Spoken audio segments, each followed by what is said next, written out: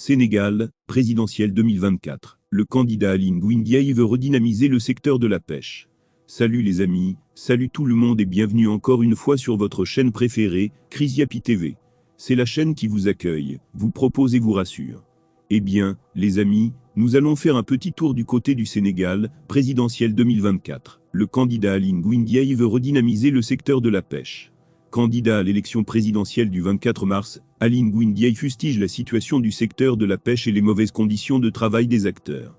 Le candidat de la coalition ALYNGOUILLE 2024 s'engage, à l'entame de son mandat, à doter le Sénégal d'infrastructures, mais aussi de grandes chambres froides pour la conservation du poisson en cas de surplus de capture. Aly Ngouille Ndiaye, en lice à l'élection présidentielle du 24 mars, défend le programme intitulé Le Sénégal en priorité.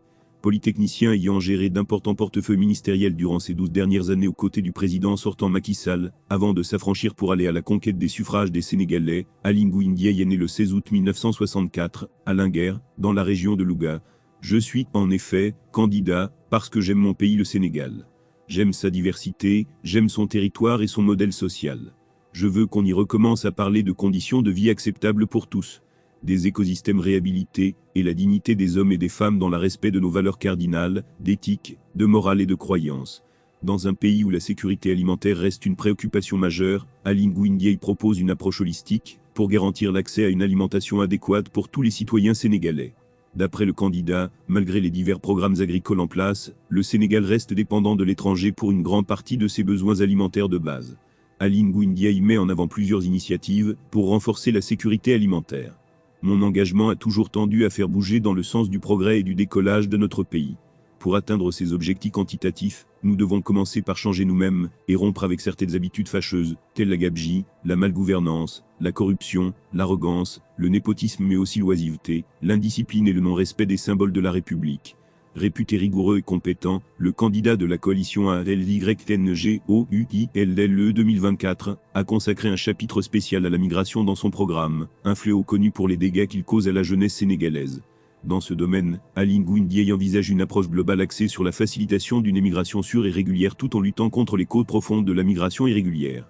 Il envisage également des réformes judiciaires, pour améliorer l'accès à la justice, et réduire les délais de procédure, ainsi que des mesures pour protéger l'environnement et lutter contre le changement climatique.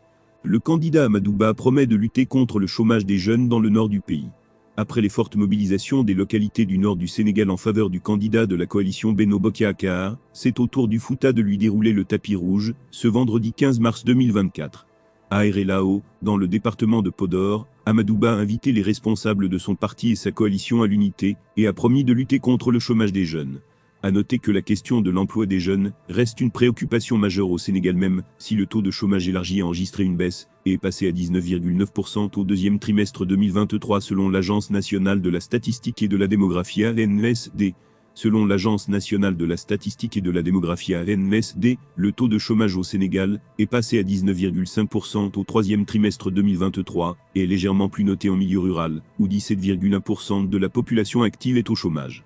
Au même moment, Amadou Ba, candidat à l'élection présidentielle du 24 mars, a identifié l'emploi des jeunes comme l'une de ses priorités majeures, notamment dans le département de Matam au nord du pays. À cet effet, il a mis en avant des propositions concrètes visant à stimuler l'économie locale et à créer des opportunités d'emploi pour la jeunesse sénégalaise. Je me définis comme le président de la République de l'emploi des jeunes, parce que la jeunesse, ce n'est pas l'avenir, c'est le présent du Sénégal. Je veux qu'on évalue au bout de 5 ans la politique de l'emploi des jeunes. Tous les jeunes du Sénégal ont droit à la dignité. Dans le département de Podor, Amadou Ba poursuit sa caravane électorale avec détermination. Il a lancé un appel vibrant à l'unité au sein de sa coalition, soulignant l'importance de la solidarité pour atteindre les objectifs. On va être ensemble, et très forts les camarades, pas d'égaux les camarades, mais tous les républicains. Parce que le moment de s'unir est essentiel, le moment de préserver la République, le moment de préserver nos institutions, ce moment est arrivé. Le candidat de la majorité présidentielle ambitionne de poursuivre la mise en œuvre des chantiers initiés par l'État dans le cadre du plan Sénégal émergent, PSE, en particulier dans le domaine de l'emploi. Un défi important dans le pays où la moitié de la population est âgée de moins de 19 ans.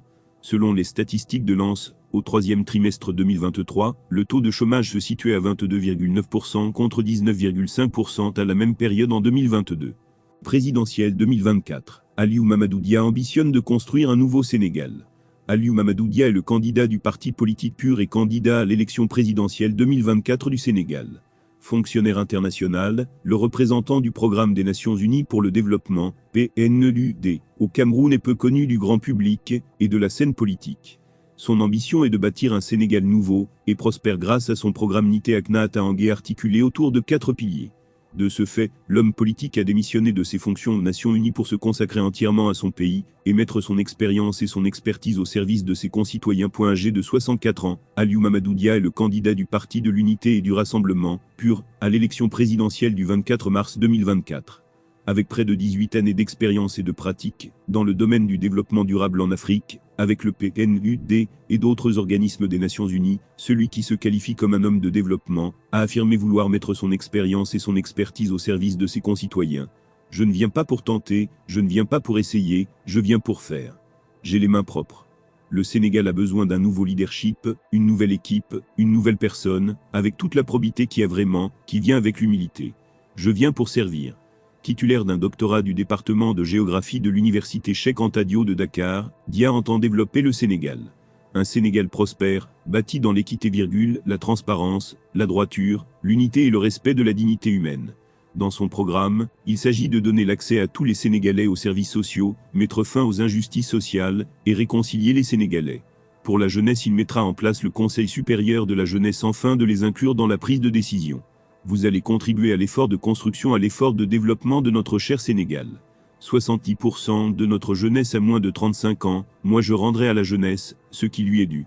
Nous mettrons en place le Conseil supérieur de la jeunesse, vous ferez partie des décideurs lorsqu'on sera au pouvoir. Arrivé 4e à la présidentielle en 2019, le parti PUR, par le biais de Aliou Mamadou Dia, est désormais déterminé à se faire entendre, afin de faire prospérer le pays une fois élu. L'IDA a alloué 300 millions de dollars au Sénégal en 2023 pour une économie inclusive. Pour aider les pays à relever les multiples défis auxquels ils sont confrontés, l'Association internationale de développement, IDA, a décaissé 300 millions de dollars pour soutenir les réformes de politique publique au Sénégal en 2023. Celle-ci vise à élargir durablement et équitablement l'accès aux soins de santé, à l'énergie durable, à la protection sociale et aux opportunités économiques des populations. L'un des défis majeurs du continent africain reste la question de l'autosuffisance alimentaire. Le Sénégal, dans la même optique que d'autres pays, a toujours démontré un élan d'engagement solidaire de l'Afrique au service des objectifs de développement commun. Parmi ces derniers, soutenus par l'Association internationale de développement IDA 20, dont la reconstitution des ressources est chiffrée à un niveau record de 93 milliards USD, des priorités persistent. Parmi elles, il y a des surpriorités, notamment la création d'emplois des jeunes, ainsi que la création des activités génératrices de revenus, principalement pour les jeunes et les femmes. L'investissement dans l'éducation et la formation qualifiante au métier, puisque nous avons compris qu'il faut changer de paradigme en matière d'éducation en Afrique. Avec un point d'ancrage sur l'utilisation optimale des ressources qui lui sont consacrées, l'IDA, conscient des enjeux de développement économique préexistants, a investi en 2023 au Sénégal environ 300 millions USD sous forme de crédit.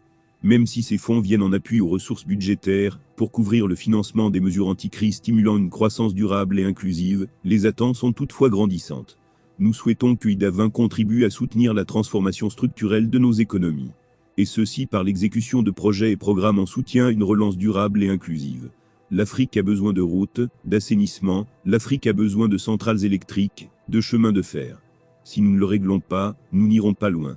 Pour rappel, le sommet consacré au lancement de IDA 20 à Dakar en 2022 a été tenu dans un contexte de crise profonde marqué par le double impact de la crise sanitaire Covid et de la guerre en Ukraine. Ainsi, les États devraient, à l'avenir, maintenir le renforcement des capacités de réponse à ces crises, sans oublier l'exploitation des ressources pour une transition énergétique juste et équitable.